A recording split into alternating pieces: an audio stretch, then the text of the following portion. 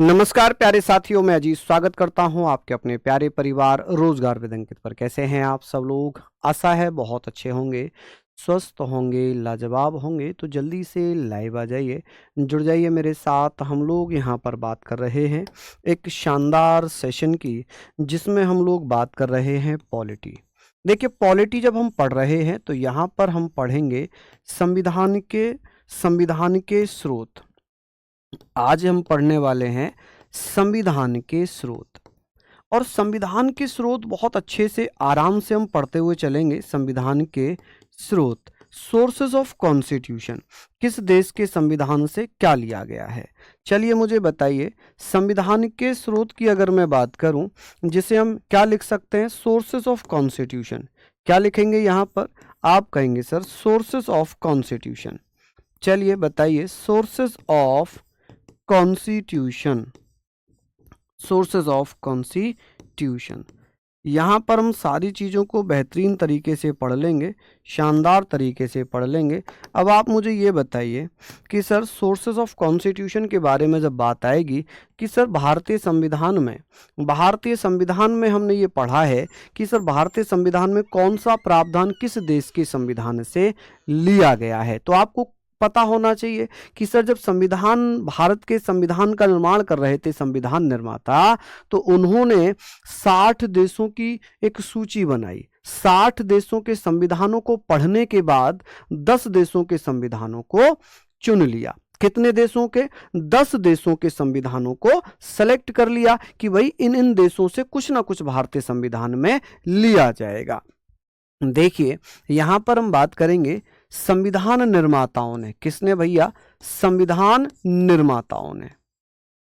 संविधान निर्माता यानी कि मेकर्स ऑफ कॉन्स्टिट्यूशन, संविधान निर्माताओं, जिन्हें हम क्या कह सकते हैं? संविधान निर्माताओं ने, मेकर्स ऑफ कॉन्स्टिट्यूशंस ने, makers of constitution, makers of constitution. आप यहां पर लिखिएगा, मेकर्स ऑफ कॉन्स्टिट्यूशन ने 60 देशों के संविधानों को पढ़ने के बाद, 60 देशों के संविधानों को पढ़ने के बाद कितने देशों को चुना?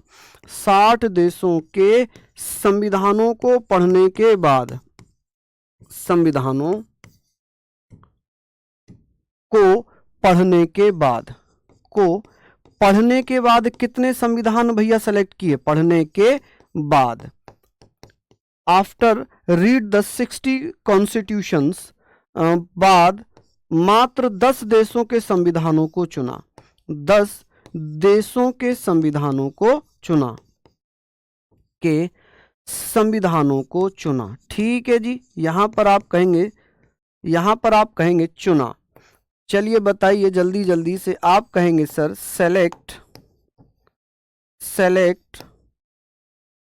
Select the constitution of 10 countries.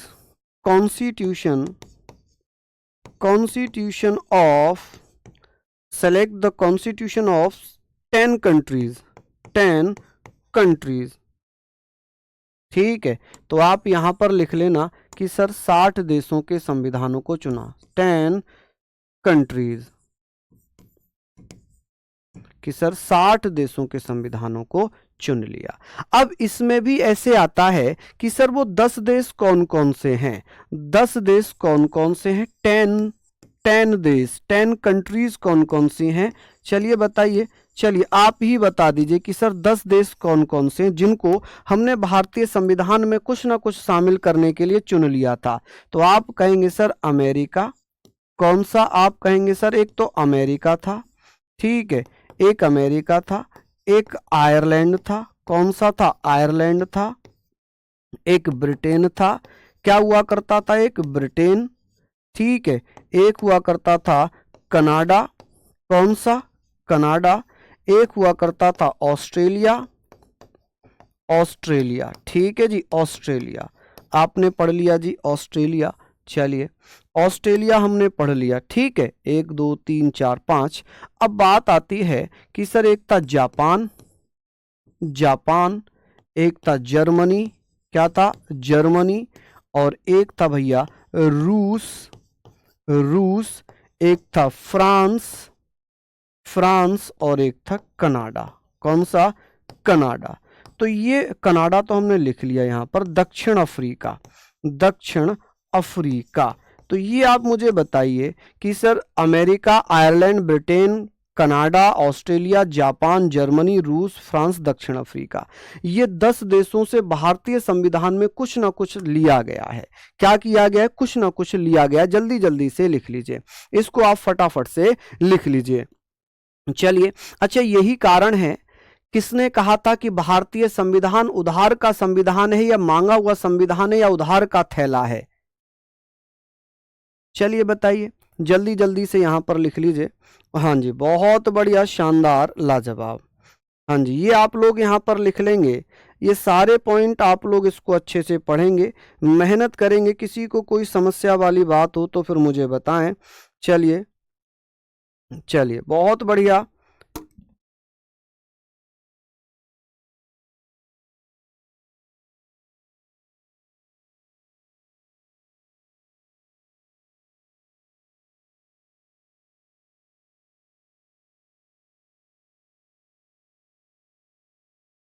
चलिए, ये सारी चीजें आप लोगों ने यहाँ पर लिख ली हैं।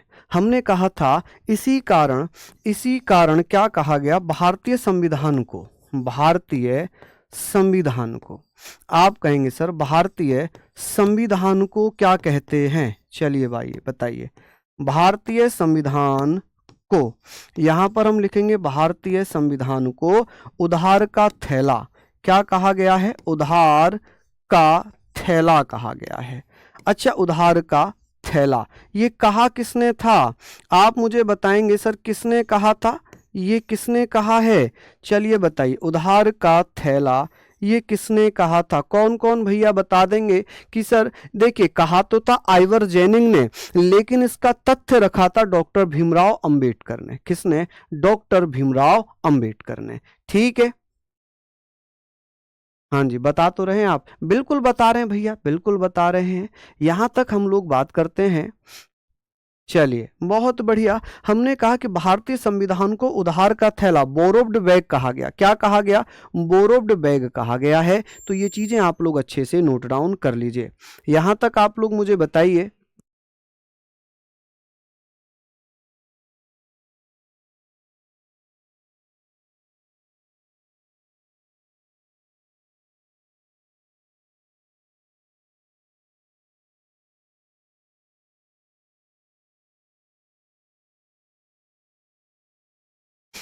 चलिए, यहाँ पर हम लोगों ने लिख लिया ये सारी चीजें बहुत बढ़िया, शानदार।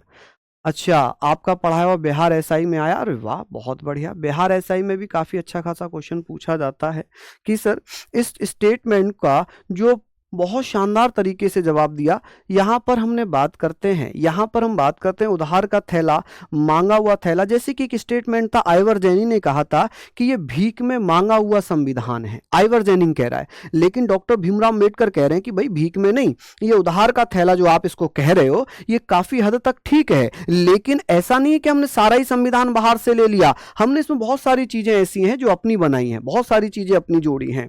चलिए, ये हमने पढ़ लिया। अब बात करेंगे सर, भारतीय संविधान का सबसे बड़ा स्रोत क्या है? आप मुझे बताइए। भारतीय संविधान, भारतीय संविधान,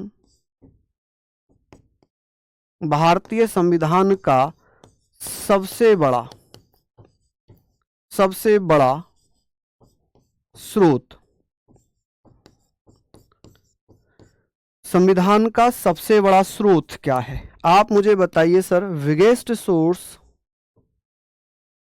biggest source, biggest source of Indian constitution. जल्दी जल्दी से बताइए, मैं बहुत डिटेल में सारी चीजें बताऊंगा। इंडियन कॉन्स्टिट्यूशन के भारतीय संविधान का सबसे बड़ा स्रोत क्या है? तो आप जल्दी से कमेंट में आंसर दीजिए, जरा कमेंट में आंसर दीजिए। आप कहेंगे सर क्या हो जाएगा? तो भारतीय संविधान का सबसे बड़ा बिगेस्ट सोर्स क्या होगा? चलिए, आप कहेंगे बहुत बढ़िया, सभी बता रहे हैं भारत शासन अधिनियम 1935। गजब। आप कहेंगे सर भारत शासन अधिनियम 1935। कौन सा?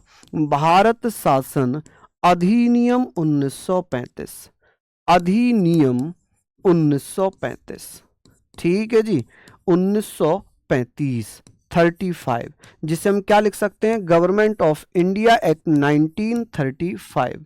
तो यहाँ पर हम सारी चीज़ों को पढ़ते हुए चलेंगे कि सर ये बताइए, ये जो भारत शासन अधिनियम 1935 था, इसमें कुल आर्टिकल्स कितने थे? इसमें टोटल आर्टिकल थे 321। इसमें भाग यानी कि पार्ट्स कितने थे? पार्ट्स कितने थे? आप कहेंगे सर पार्ट्स थे 14। और अनुसूचियां कितनी थी इसमें? अनुसूचियां कितनी थी इसमें? अनुसूचियां शेड्यूल्स कितनी थी? आप कहेंगे सर इसमें शेड्यूल्स कितनी थी? जल्दी जल्दी से बता दीजिए कि सर इसमें शेड्यूल्स कितनी थी। शेड्यूल्स की अगर बात करेंगे, शेड्यूल्स 10। कितनी शेड्यूल थी? 10। चलिए यहां पर हमने बात कर ली कि सर ये बताइए, यहां पर हमने लिख लिया, यहां सारी चीजों को हमने लिख लिया कि सर 10 शेड्यूल थी। अब इसमें से जो 321 अनुच्छेद हैं, इसमें से लगभग हमने 250 अनुच्छेदों को भारतीय संविधान में शामिल कर लिया। तो आप कहेंगे सर 321 अनुच्छेदों में से 250 अनुच्छेद भारतीय संविधान में संशोधन किए गए। आप कहेंगे सर जो 321 अनुच्छेद है ना, इसमें से 200 अनुच्छेद, आप लिखिएगा 250 अनुच्छेद भारतीय संविधान में शामिल किए गए। भारतीय संविधान में शामिल कर लिए। किसमें शामिल कर लिए जी? भारतीय संविधान में शामिल किए। ठीक है जी, भारतीय संविधान में शामिल किए, शामिल किए। तो यहां पर आप कहेंगे सर कि कितने ऐसे आर्टिकल थे जिन्हें भारतीय संविधान में शामिल किया गया था? तो आप कहेंगे सर ऐसे अनुच्छेद जो 321 अनुच्छेद थे, उसमें से कितने अनुच्छेद हमने शामिल किए थे? आप कहेंगे सर उसमें से हमने लगभग 250 अनुच्छेद ऐसे ही या थोड़ा बहुत चेंजेस करके उन्हें भारतीय संविधान में शामिल कर दिया था। तो यहां तक आप लोग मुझे बता देंगे कि अब किसी को कोई डाउट अगर यहां तक हो रहा हो तो प्लीज बताइए।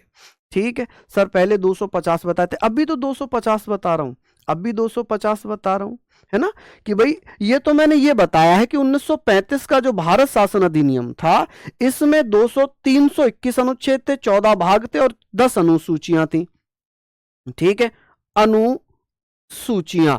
लेकिन अगर मैं बात करूं कि 250 अनुच्छेद भारतीय संविधान में शामिल किए गए हैं, किसमें? भारतीय संविधान में शामिल किए गए। यहां तक ऑल क्लियर। अब बात करेंगे कि सर हमने भारत शासन अधिनियम से क्या क्या व्यवस्थाएं ली हैं। अब 250 अनुच्छेद तो मैं लिखवाऊंगा नहीं, जो भारत शासन अधिनियम 1935 से कुछ महत्वपूर्ण चीजें हैं, ठाकुर जी धन्यवाद, कुछ महत्वपूर्ण चीजें हैं, उन्हें हम यहां पर शामिल कर रहे हैं, चलिए बताइए। अब बात आ गई कि सर यहां हम लोग पढ़ रहे हैं कि सर भारत शासन अधिनियम 1935, भारत शासन अधिनियम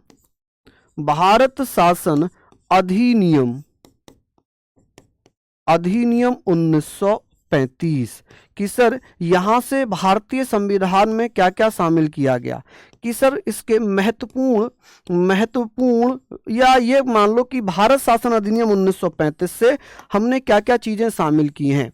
गवर्नमेंट ऑफ इंडिया एक्ट 1935, तो ये सारे पॉइंट हम लिखेंगे। चलिए ये सारे पॉइंट हम लिखेंगे, ठीक है, बहुत शानदार सारी चीजें हैं, इनको आप लोग पढ़ते हुए चलिए।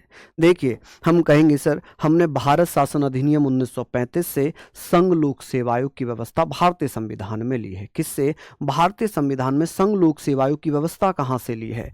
आप कहेंगे सर यहां से हमने क्या लिया है? संघ लोक सेवा आयोग, संघ लोक सेवा आयोग। भारतीय संविधान में संघ लोक सेवा आयोग हमने कहां से लिया है? जिसे हम बोलते हैं UPSC, union public service commission, union public service commission. ठीक है, यूनियन पब्लिक सर्विस कमीशन। तो इसको हम लोग बहुत अच्छे से सारी चीज़ों को डिटेल में पढ़ लेंगे। ठीक है, यूनियन पब्लिक सर्विस कमीशन।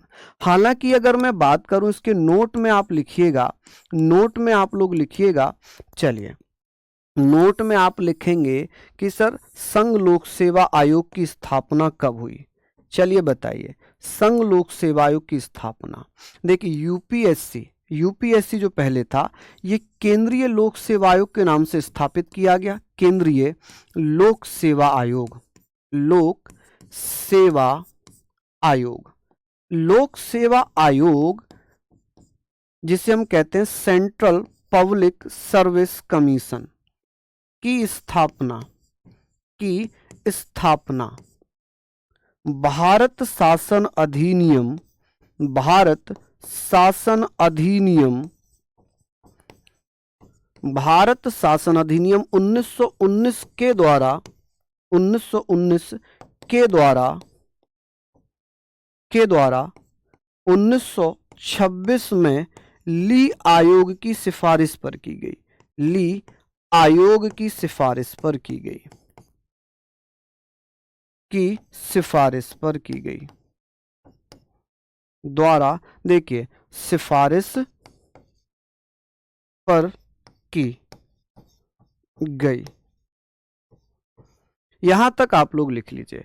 तो आप कहेंगे सर जब स्थापना 1926 में हो गई थी तो भारतीय संविधान में यहां से क्यों लिया, 1919 से क्यों नहीं लिया? क्योंकि 1919 में कुछ ऐसी व्यवस्थाएं थी जिनमें संशोधन करके 1935 में और अच्छी तरीके से इसको बना दिया। क्या कर दिया? और अच्छी तरीके से इसको बना दिया। समझ रहे हैं आप मेरी बात? यहां तक सारी बातें आप यहां तक समझ रहे हैं या नहीं? ठीक है, क्योंकि मैं बहुत स्लो और बहुत आराम से ये सारी चीजें कराता हुआ चलूंगा और आशा करूंगा कि आप लोग भी इनको अच्छे से पढ़ते हुए चलिएगा। ठीक है, यहां तक हमने लिख लिया, कोई दिक्कत वाली बात तो नहीं है, कोई दिक्कत वाली बात तो नहीं है। चलिए, शानदार।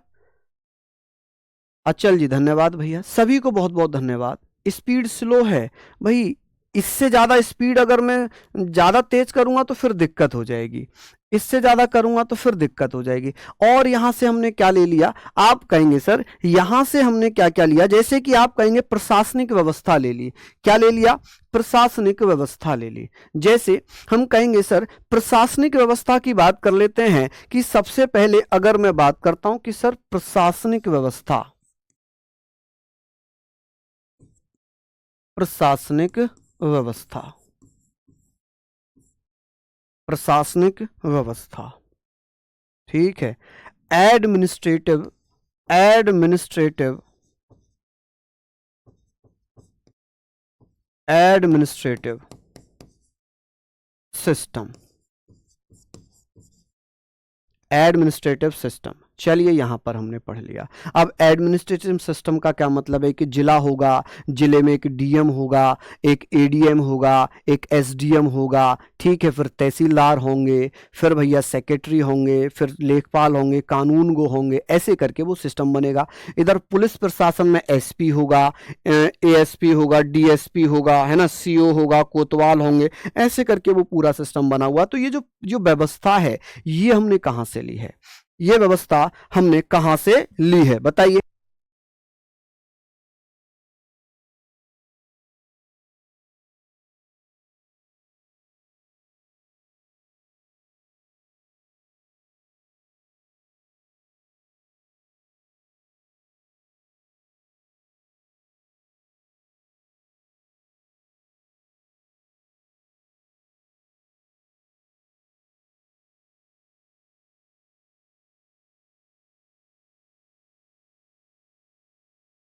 लिख लीजिए सर, सीपीएससी या यूपीएससी? देखिए CPSC central public service commission जो कि केंद्रीय लोक सेवा आयोग बना था, लेकिन इसको बाद में 1900 इसको क्या बना दिया गया? आप कहेंगे सर इसे क्या बना दिया गया है? तो आप कहेंगे सर इसे क्या बना दिया मेरे लाल? तो जल्दी जल्दी से आप मुझे बता दीजिए भैया इसे क्या बना दिया था।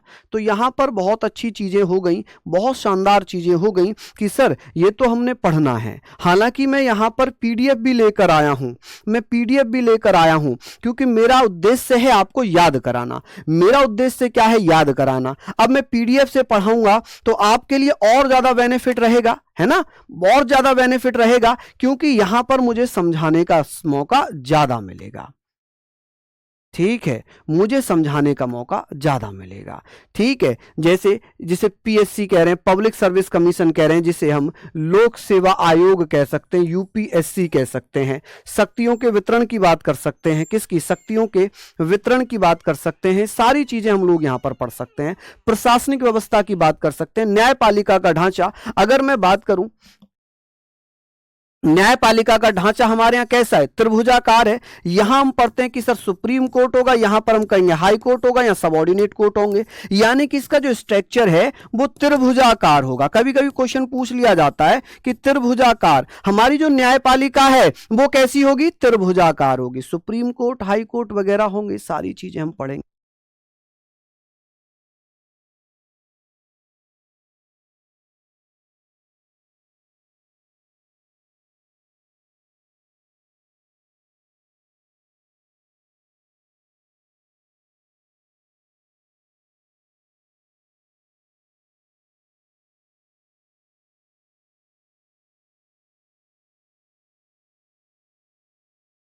चलिए, बहुत बढ़िया।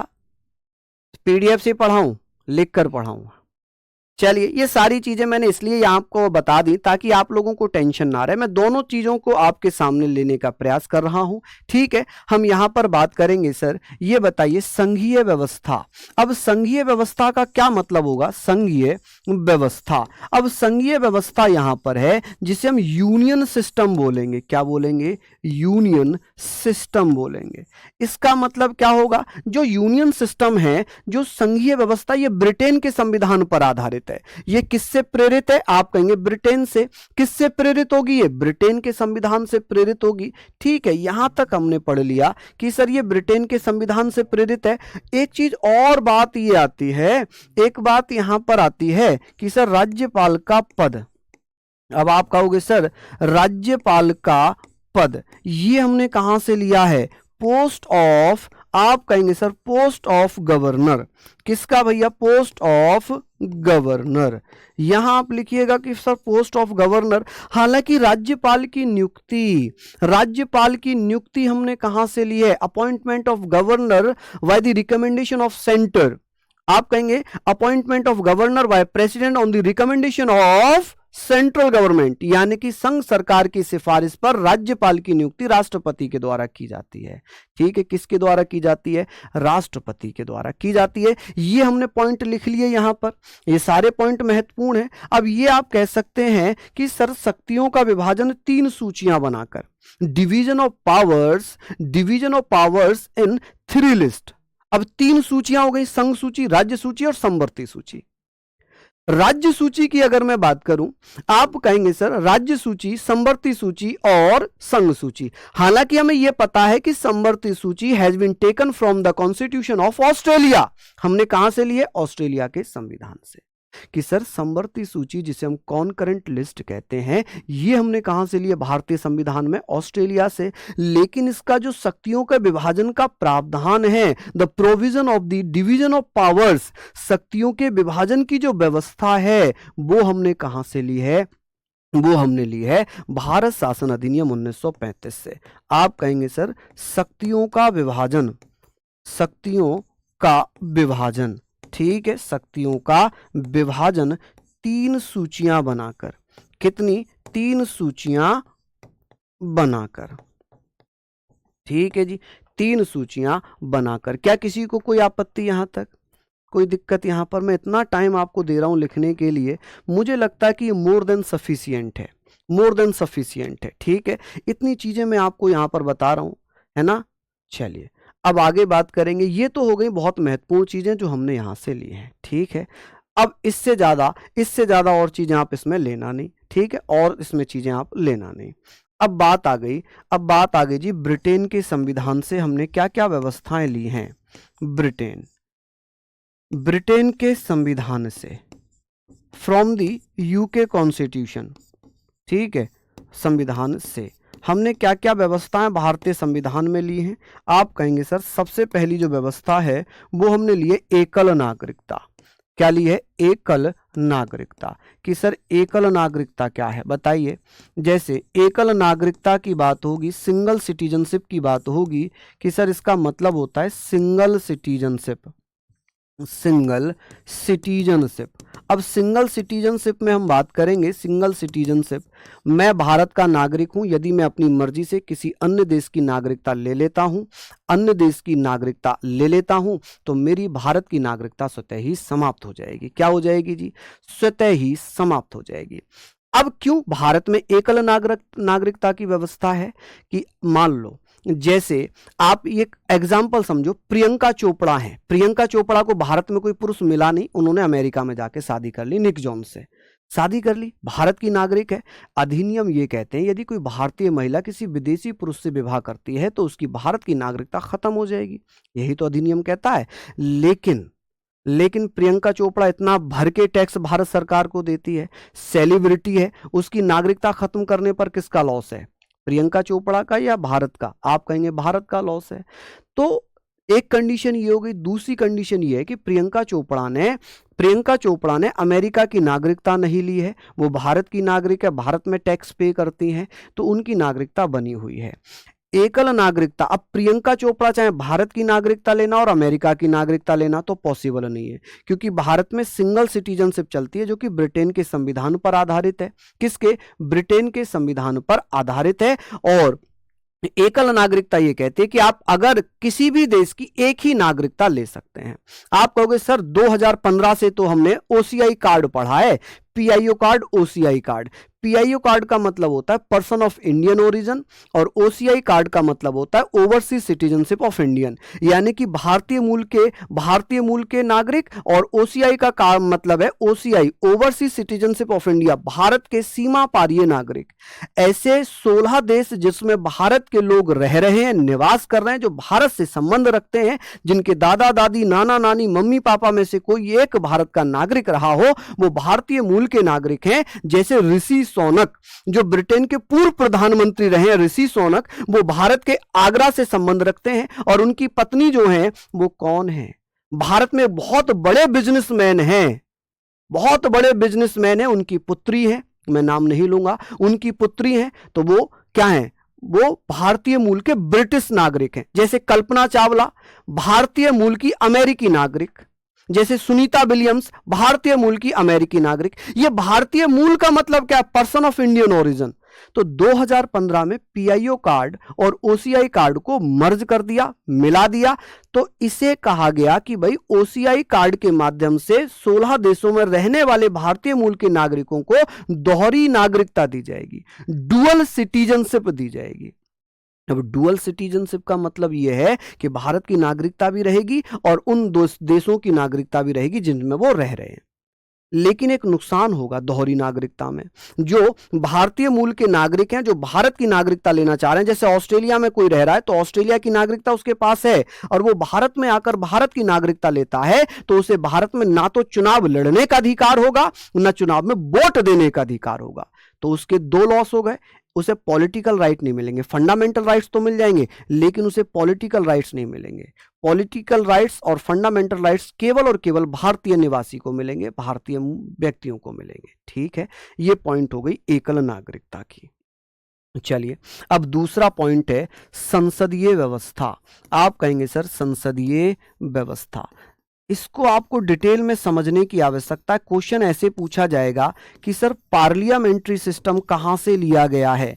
पार्लियामेंट्री सिस्टम कहां से लिया गया है? जल्दी से बताइए कि सर जो पार्लियामेंट्री सिस्टम है ये ब्रिटेन पर आधारित है। कहां से? ब्रिटेन पर आधारित है। बैठो, कहां से लिया गया है? ब्रिटेन से आधारित होगा। और यहां पर अगर मैं बात करूं, जैसे इसमें 3 अंग हैं, एक तो राष्ट्रपति है, क्या है? एक राष्ट्रपति है, एक इसका अंग लोकसभा है, और एक इसका अंग क्या है? राज्यसभा है। क्या है जी? राज्यसभा। तो इन सब से मिलकर क्या बन रहा है? इन सब से मिलकर बन रही है भैया संसद। तो जो संसदीय व्यवस्था है, पार्लियामेंट्री सिस्टम है, ये कहां से ली गई है? ये ब्रिटेन के संविधान से। कहां से? ब्रिटेन के संविधान से। चलिए, आगे बात करेंगे, आगे बात करते हैं। तो यहां पर हमने पढ़ा कि सर ये पढ़ लिया, संसदीय व्यवस्था पढ़ ली, तो अब पढ़ेंगे द्विसदनीय व्यवस्था। द्विसदनीय व्यवस्था, अब द्विसदनीय व्यवस्था की बात यहां पर होगी। अब द्विसदनीय व्यवस्था जिसे वाई कैमरल सिस्टम कहते हैं, वाई कैमरल सिस्टम। देखिए हिंदी इंग्लिश दोनों में ही लिख रहा हूं, वाई कैमरल सिस्टम। इसका मतलब है जब दो सदन काम कर रहे हों।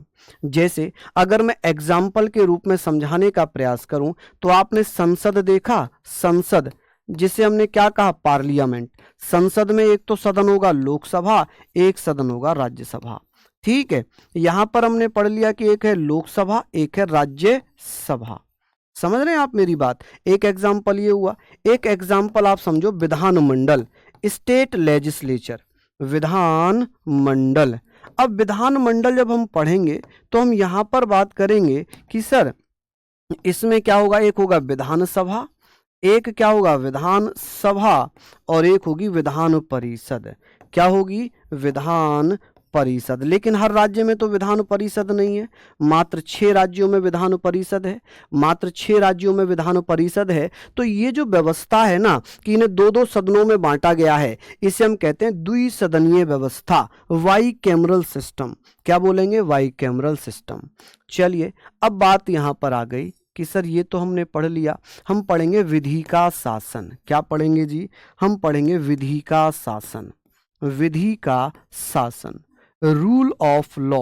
क्या पढ़ेंगे जी, विधि का शासन, rule of law, rule of law. इसको आप मुझे बताइए, विधि का शासन क्या है।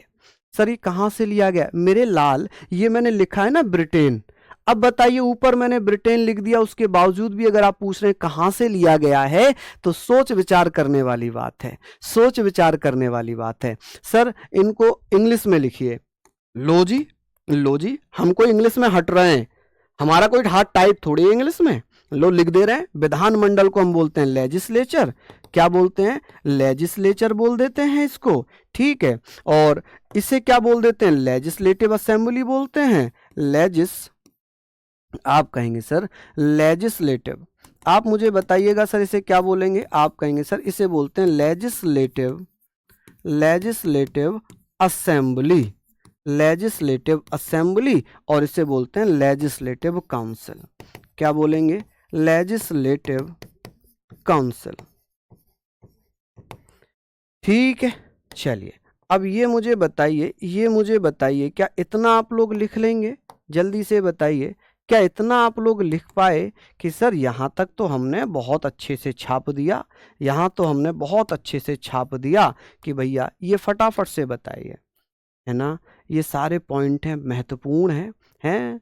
हाँ बिल्कुल, देखिए मेहनत करने का मजा तभी है जब आप पूरे होश और हवास में कर रहे हो। अगर आप सीरियस होकर मेहनत कर रहे हो तो आपकी जगह फिर सीरियस होने की आईसीयू में है, क्योंकि सीरियस पेशेंट कहाँ जाते हैं, आईसीयू में जाते हैं। और जो हंसी मजाक में पढ़ रहे होते हैं, जो दिमाग पर बहुत ज्यादा लोड नहीं दे रहे हैं, वो बहुत अच्छे से पढ़ लेते हैं सारी चीजें, बहुत अच्छे से सारी चीजें पढ़ लेते हैं, है ना। चलिए हमने बात कर ली। देखिए संघीय व्यवस्था का मतलब होता है जो कनाडा से ली गई थी। ठीक है, कहां से ली गई, कनाडा से। जो संसदीय व्यवस्था है, पार्लियामेंट्री सिस्टम है, ये हमने कहां से लिया है, ये हमने यहां से ले लिया। ठीक है, और इसमें हमने संघीय व्यवस्था भी लिया। कौन सा, संघीय व्यवस्था। संघीय व्यवस्था का क्या मतलब है, एक होता है फेडरल और एक होता है यूनियन। ठीक है, मैंने शायद आप लोगों को ये जरूर बताया होगा, यूनियन, यूनियन सिस्टम, कि भारत में यूनियन सिस्टम चलता है। आपने देखा अनुच्छेद 1 कहता है कि भारत इंडिया अर्थात भारत राज्यों का समय, भारत दैट इज इंडिया, या India that is Bharat is shall be a union of state. Bharat राज्यों का एक संघ है, संघ मतलब यूनियन है। संघ शब्द को हम फेडरल भी लिखते हैं और यूनियन भी लिखते हैं। पहले संघ का मतलब समझ लो, संघ का मतलब समझ लो। संघ का मतलब जो है, ये जो संघ है इसका मतलब फेडरल इंग्लिश में भी है और यूनियन है। भारत में कौन सा, फेडरल चलता है या यूनियन चलता है। आप कहेंगे यूनियन चलता है, कहां से लिया, ब्रिटेन से। लेकिन फेडरल सिस्टम भी 1962 से स्टार्ट हुआ है, जो कि कनाडा से लिया गया था। जो फेडरल सिस्टम है वो कनाडा से। अब अर्थ क्या है दोनों के, समझिए। संघ, अगर यूनियन शब्द का प्रयोग हुआ तो ऐसा देश जहां पर राज्यों को देश से अलग होने की आजादी नहीं है, वहां पर यूनियन सिस्टम है, जैसे ब्रिटेन और भारत। क्या भारत में यूपी अलग हो सकता है? क्या भारत में महाराष्ट्र अलग हो सकता है? नहीं हो सकता। जहां पर संघीय व्यवस्था चलती है, फेडरल सिस्टम चलता है, वहां पर राज्यों को देश से अलग होने की आजादी है। जैसे कनाडा, जैसे कि अमेरिका, इनमें राज्य चाहे न्यूयॉर्क चाहे अमेरिका से अलग हो सकता है, कनाडा का कोई भी राज्य चाहे अलग हो सकता है। क्या भारत में अलग होने की आजादी है? नहीं। इसलिए भारत में यूनियन सिस्टम है। भारत में जो 559 रियासतें थीं, वो किसी समझौते का परिणाम नहीं थी, वो किसी संधि का परिणाम नहीं थी, वो अपनी मर्जी से भारत में शामिल हुई थी। 3 रियासत बची, जम्मू कश्मीर, जूनागढ़ और हैदराबाद। इन्हें बाद में भारतीय संघ में शामिल किया गया, है ना। यही तो हमने पढ़ लिया। अब तो कोई दिक्कत वाली बात नहीं हुई, है ना। अब तो कोई दिक्कत वाली बात नहीं हुई। चलिए अब बात करेंगे सर राष्ट्रपति की औपचारिकता, राष्ट्रपति की औपचारिक प्रधानता। क्या हो जाएगा? आप कहेंगे सर औपचारिक प्रधानता। औपचारिक, यहां पर लिखिए औपचारिक प्रधानता, ठीक है। फॉर्मल सुप्रीमेसी, आप कहेंगे sir formal supremacy of the president. कि सर राष्ट्रपति की औपचारिक प्रधानता का मतलब है कि राष्ट्रपति भारत में केवल नामात्र का प्रमुख है। भारत में राष्ट्रपति नामात्र का प्रमुख है, उसके पास कोई वैसी शक्तियां है ही नहीं। सारी वास्तविक शक्तियां किसमें? प्रधानमंत्री और उसकी मंत्री परिषद में। सर जो रियल पावर ऑफ एग्जीक्यूटिव है किसमें होगी? आप कहेंगे sir real power of executive has been given in the prime minister and the council of minister. कि सर वास्तविक कार्यपालिका की शक्तियां प्रधानमंत्री और उसकी मंत्री परिषद में है, जबकि कार्यपालिका की शक्तियां किसमें है? राष्ट्रपति में। अनुच्छेद 53 कहता है कि संघीय कार्यपालिका की समस्त शक्तियां राष्ट्रपति में है, जिनका प्रयोग राष्ट्रपति स्वयं या संघीय मंत्री परिषद की सलाह से करेंगे। लेकिन अगर पूछ लिया जाए वास्तविक शक्तियां किसमें है, ओरिजिनल पावर्स किसमें है, रियल पावर्स किसमें है, तो प्रधानमंत्री और मंत्री परिषद में। तो इसीलिए कहा गया है कि राष्ट्रपति की औपचारिक प्रधानता, जैसे ब्रिटेन में ब्रिटेन का राजा नामात्र का प्रमुख है, वैसे ही भारत में भारत का राष्ट्रपति नामात्र का प्रमुख है। दिखावटी तोता है, रबड़ की मोहर कहा जाता है। और मैं ये कहूं कि ये सब कहना गलत है, क्योंकि अनुच्छेद 60 राष्ट्रपति को यह अधिकार देता है कि मैं द्रौपदी मुर्मू भारत के प्रति अपने पद पर रहकर अपने पद का कर्तव्यनिष्ठ पूरी ईमानदारी के साथ कर्तव्य निर्वहन करूंगी। तो अनुच्छेद 60 वो उसको अधिकार दे रहा है कि अगर कुछ भी भारत में गलत होता है, संविधान के खिलाफ होता है, वो उसको रोक सकती है। लेकिन ऐसा रोकते नहीं है राष्ट्रपति, क्योंकि पता है इन्हें ऐसा कुछ करेंगे महाभियोग लग जाएगा, हटा दिए जाएंगे। भाई वास्तव में तो जिसकी सरकार है वही दमदार है ना, वही पावरफुल है ना। चलिए आपने यहां पर ये पढ़ लिया। अब बात आ गई सर, ये हमने पढ़ा, अब इसमें हम पढ़ेंगे सर, आप कहेंगे सर विधि निर्माण की प्रक्रिया। विधि निर्माण की प्रक्रिया, विधि निर्माण की प्रक्रिया। अब आप मुझे बताइए विधि निर्माण की प्रक्रिया, लॉ मेकिंग प्रोसेस। आप कहेंगे सर लॉ मेकिंग प्रोसेस क्या कहता है जी? Law making process, law making process क्या कहता है? जल्दी से बताइए। प्रोसेस, इसमें लिखा यदि कोई कानून है, यदि कोई विधेयक लोकसभा या राज्यसभा में पेश किया जा रहा है तो उसे 2/3 बहुमत से दोनों सदनों से पारित होना पड़ेगा। 2/3, ठीक है। 2/3 जो parts of members of parliament and Lok Sabha में राज्यसभा के दोनों सदनों के द्वारा 2/3 बहुमत से प्रस्ताव अलग अलग सदन में पास होगा। उसके बाद राष्ट्रपति हस्ताक्षर करेंगे, और जैसे ही वो हस्ताक्षर हो जाएंगे, जब वो हस्ताक्षर हो जाएंगे तो वो अधिनियम बन जाएगा। क्या बन जाएगा? वो अधिनियम बन जाएगा। बिल्कुल राहुल कुमार, आपने सही कहा, मैंने 1935 में बताया, लेकिन मैंने वहां यह भी बताया था कि यह ब्रिटेन के संविधान से प्रेरित है। क्या वो लाइन आप भूल गए? अभी मैंने जस्ट बताया था ना कि भैया भारत शासन अधिनियम 1935 में संघीय व्यवस्था यूनियन सिस्टम है, जो कि किस देश के संविधान से प्रेरित है? Has been inspired from Britain. पढ़ा था, है ना। चलिए ये सारी चीजों को आप लोग लिखते हुए चलिए, बताइए कोई दिक्कत वाली बात यहां पर। अब बात करेंगे सर, ये बताइए कि लोक मंत्री परिषद का जो मंत्री परिषद है लोकसभा के प्रति सामूहिक रूप से उत्तरदायी होना। मंत्री परिषद का सामूहिक रूप से, ठीक है जी, किससे? सामूहिक रूप से, सामूहिक रूप से निम्न सदन बोले तो किसे? निम्न सदन बोले तो लोकसभा, निम्न सदन बोले तो लोकसभा, लोकसभा के प्रति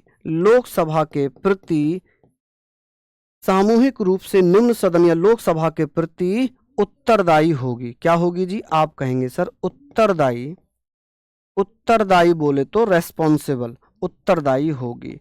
यानी कि collective responsibility to the cabinet of the Lok Sabha. कि भैया ये समझिए कि लोकसभा जो है एक आर्टिकल है 75 क्लोज 3, हम ये पढ़ते हैं ना आर्टिकल 75 क्लोज 3। इसमें क्या लिखा होता है? इसमें लिखा हुआ कि सत्ता दल के किसी मंत्री के द्वारा यदि कोई बयान दिया गया तो वो बयान पूरी भारत सरकार का माना जाएगा। सरकार ये कहकर बयान नहीं कह सकती कि साहब ये बयान इनका था। जैसे मध्य प्रदेश में एक मंत्री है, मैं नाम नहीं लूंगा उनका, ठीक है, उन्होंने ये कहा था कि देखो हमने ऑपरेशन सिंदूर की बात कर रहा हूं, हमने इनको जवाब इन्हीं के डैश डैश से दिलवा दिया। मैं नाम नहीं ले रहा हूं क्योंकि भैया फिर आप कहते हैं कि ऐसा क्यों कह दिया, है ना। मैं नहीं कह रहा हूं, ये मेरे बयान नहीं है, मैं एक एग्जाम्पल दे रहा हूं और ये एग्जाम्पल सटीक है। तो भाई जब विरोध हुआ कि भाई ऐसे कैसे हो सकता है, आप समझ गए होंगे मेरा इशारा किसकी तरफ है। हमारे देश की एक बेटी है, हमारे देश के आर्मी की शान है, कर्नल सोफिया कुरैशी। उन्होंने जब ब्रीफिंग दी सिंदूर ऑपरेशन के दौरान तो उन मंत्री जी ने कुछ विवादित बयान दिया, और जो कि बहुत ज्यादा विवादित था, है ना। उन्हें कहा देखो हमने पाकिस्तान के आतंकवादियों को जवाब दिया उनकी भाषा में और उनके डैश डैश द्वारा दिलवा दिया गया, है ना। तो मैं ये कहूंगा कि इस पर उन मंत्री जी को निलंबित कर देना था। ये कानून कहता है कि भाई यदि कोई मंत्री अपनी सरकार में रहकर, सत्ता दल में रहकर कोई विवादित बयान देता है तो सरकार उस पर एक्शन लेगी, क्योंकि ये बयान पूरी सरकार का है, ये बयान पूरी सरकार का है, ये उनका व्यक्तिगत बयान नहीं है। क्या क्लियर है यहां तक चीजें? फटाफट से आप इनको लिख लीजिए। चलिए मुझे बताइए, इसको जल्दी जल्दी से लिख लीजिएगा, ठीक है जी। बहुत शानदार, बहुत बढ़िया। तो यहाँ तक आप लोग भैया अच्छे से पढ़ेंगे, मेहनत करेंगे और विश्वास रखेंगे कि सर ये सारी चीज़ें तो आपके लिए बहुत महत्वपूर्ण रहने वाली हैं, ठीक है, बहुत ज़्यादा महत्वपूर्ण रहने वाली हैं। चलिए बहुत बढ़िया, लिख लिया ना आप लोगों ने? चलिए अब एक मैं और यहां पर बता देता हूं, इसमें ही एक और बता देता हूं, इसी से हमने और क्या लिया है, अग्रता ही विजेता। अगर आप चाहें तो लिख लेना कि अग्रता ही विजेता का क्या मतलब है। देखिए अग्रता ही विजेता, जिसको सबसे ज्यादा वोट मिलते हैं वही चुनाव जीत जाता है। कि सर अग्रता ही विजेता ये कहां से लिया गया है? अग्रता ही विजेता, ठीक है, अग्रता ही विजेता ये हमने कहां से लिया है? First pass the post system, FIRST, first pass the post system, ये व्यवस्था हमने कहां से ली है? अच्छा ये जो है जिसको सबसे ज्यादा वोट मिलते हैं वही चुनाव जीत जाता है, जिसको सबसे ज्यादा वोट मिलते हैं वही चुनाव जीत जाता है। लेकिन ये जो व्यवस्था है ना, लोकसभा के चुनावों में, विधानसभा के चुनावों में, गांव में जो प्रधानी का चुनाव होता है, जिला पंचायत सदस्य के चुनाव होते हैं, उनमें यूज होता है। विधान परिषद, राज्यसभा, राष्ट्रपति, उपराष्ट्रपति के चुनाव में ये व्यवस्था काम नहीं करती। क्लियर है? इसको आप लोग लिखिए, हालांकि नोट्स आपको मिल जाएंगे, ठीक है। PDF से लिख लेना। बिल्कुल अर्पित जी, बहुत शानदार। मैं यही कहूंगा कि आप लोग समझने का प्रयास करें क्लास में, लिखने का मौका तो आपको भैया PDF से भी मिल जाएगा, और PDF तो ये आपको मिलेंगी। अब बात आती है आयरलैंड के संविधान से हमने क्या क्या लिया है। आप कहेंगे सर आयरलैंड के संविधान से हमने क्या लिया? आयरलैंड के संविधान से हमने क्या क्या व्यवस्थाएं ली हैं? आयरलैंड के संविधान से, ठीक है, हमने आयरलैंड के संविधान से क्या क्या लिया है? तो आप कहेंगे सर राज्य के नीति निदेशक सिद्धांत, आप कहेंगे सर राज्य के नीति निदेशक सिद्धांत, नीति निदेशक सिद्धांत, नीति निदेशक सिद्धांत। चलिए बताइए, नीति निदेशक सिद्धांत, directive principle of state policy, ये बहुत ज़्यादा पूछा जाता है कि सर ये हमने कहाँ से लिया सिद्धांत, जिसे हम डीपीएसपी लिखते हैं, DPSP, directive principle of state policy. हालांकि आयरलैंड ने स्पेन से लिए हैं। कहाँ से? स्पेन से लिए, ठीक है। आयरलैंड ने स्पेन से लिए और भारत ने कहां से लिए? भारत ने लिए हैं आयरलैंड से, ठीक है। अब इसमें हमने क्या पढ़ा कि सर हमने ये पढ़ा है कि राज्यसभा में जो 12 सदस्य होते हैं, राज्यसभा में जो 12 सदस्य होंगे, में 12 सदस्यों का मनोचयन राष्ट्रपति द्वारा, 12 सदस्यों का मनोचयन मनोचयन राष्ट्रपति द्वारा। अब ये जो सदस्य होंगे ये कहां से लिए जाएंगे बताइए? आप कहेंगे सर 12 मेंबर्स, आप बताइए 12 nominated 12 members, nominated 12 members in Rajya Sabha Y president, अब प्रेसिडेंट क्या अपनी मर्जी से इन्हें चुनेंगे? ना, ये 4 क्षेत्रों से आते हैं। एक तो कला के क्षेत्र से, एक विज्ञान के क्षेत्र से, कला को आर्ट्स कहते हैं, विज्ञान को साइंस कहते हैं, समाज सेवा सोशल सर्विस। अब आप लोग मुझे बताइए, समाज सेवा हो गई, सोशल सर्विस हो गई, और साहित्य क्या हुआ है जी? साहित्य। तो यहां पर हमने बात कर ली कि सर ये जो व्यवस्थाएं हैं ये कहां से ली जाती हैं? मनोचयन, कुछ और लिख दिया क्या मैंने? मनोचयन, नॉमिनेट, जिनको राष्ट्रपति मनोनीत करते हैं, ठीक है जी। चलिए, बहुत बढ़िया कि sir nominated 12 members in Rajya Sabha Y president, कि सर कला के क्षेत्र से, विज्ञान के क्षेत्र से, समाज सेवा से और साहित्य से। एक केस आया 2015 में, सचिन तेंदुलकर को जब राज्यसभा में मनोनीत किया गया, बड़ा विवाद हुआ, विपक्ष ने आवाज उठाई कि क्यों मनोनीत किया गया। क्या सचिन तेंदुलकर कला के क्षेत्र से आते हैं? क्या सचिन तेंदुलकर विज्ञान के क्षेत्र से आते हैं? क्या समाज सेवा से आते हैं? क्या साहित्य से आते हैं? विपक्ष ने कहा इन चारों में से कहीं से नहीं आते, वो तो खेलते हैं, वो तो क्रिकेटर हैं। तो कोर्ट में ये वकील ने जवाब पूछा जज साहब से, क्या खेलना कला है? न्यायाधीश ने कहा ना, खेलना कला नहीं है, खेल जो है वो स्पोर्ट है। तो फिर वकील ने पूछा, फिर उन्हें चारों में से मनोनीत नहीं करना चाहिए था, क्यों कर दिया? तो सुप्रीम कोर्ट ने कहा कि भैया पहले दारा सिंह को भी तो किया गया था जो कुश्ती खेलते थे, उसमें तो विवाद नहीं हुआ क्योंकि ऑलरेडी एग्जाम्पल है। तो सुप्रीम कोर्ट ने कहा कि ऐसा व्यक्ति जो अपने क्षेत्र में माहिर है, जिसने भारत का पूरे विश्व में नाम किया है, भगवान कहे जाते हैं क्रिकेट के, उनका मनोचयन गलत नहीं है, लीगल कर दिया उन्हें, ठीक है। जया बच्चन जी हुई थी, है ना, जया बच्चन जी आप जानते हैं पेप्स के नाम से वो बड़ा बदनाम है, न्यूज वालों के नाम से बड़ा बदनाम होती हैं। चलिए, ये हमने लिख लिया। हम बात करेंगे सर राष्ट्रपति के, आप कहेंगे सर राष्ट्रपति के निर्वाचन की, राष्ट्रपति का निर्वाचक मंडल